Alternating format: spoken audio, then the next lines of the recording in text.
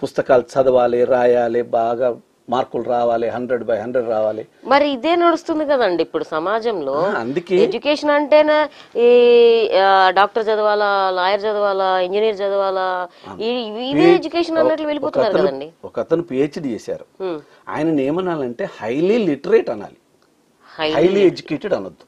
Highly literate బాగా English చదువుతాడు, తెలుగు చదువుతాడు, మరాఠీ చదువుతాడు, అన్ని భారతదేశం అన్ని భాషలు వస్తాయి, ఈజ్ హైలీ లిటరేట్ అనొచ్చు. కానీ ఈ మానవతా విలువలు, సామాజిక స్పృహ, సమాజ శ్రేయస్సు కోరడు చూడండి, ఆయన అన్ఎడ్యుకేటెడే. ఓకే, అంటే ఏదైనా కూడా విద్య అంటే సమాజ హితం కోరే, సమాజానికి ఉపయోగపడేదే సరైన విద్య.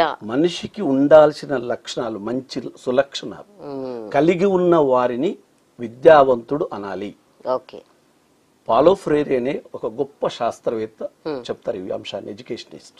ఓకే, ఆయన రీసెర్చ్ చేసి పాలో ఫ్రేరీ పెడగజీ ఆఫ్ అప్రెస్డ్ అని ఒక పుస్తకం రాశారు, పేదల చదువు అని.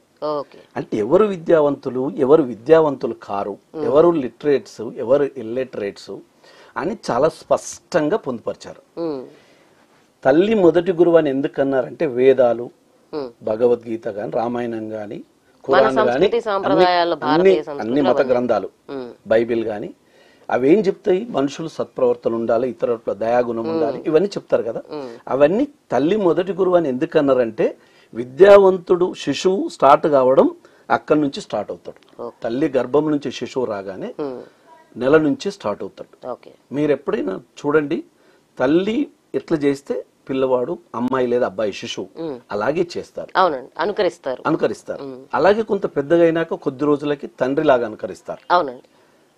తల్లి మొత్తం కుటుంబాన్ని ఈ రకంగా ఉండాలని ఒక దృక్పథంతో ముందుకెళ్తుంది. కాబట్టి కుటుంబంలో ఉన్న అన్నిటితో పాటు సులక్షణాలను నేర్పే దగ్గర ఇప్పుడు గాంధీజీ తీసుకోండి, వాళ్ళ తల్లి నేర్పించింది చిన్నప్పటి నుంచి అనే మనం నేర్చుకుంటాం.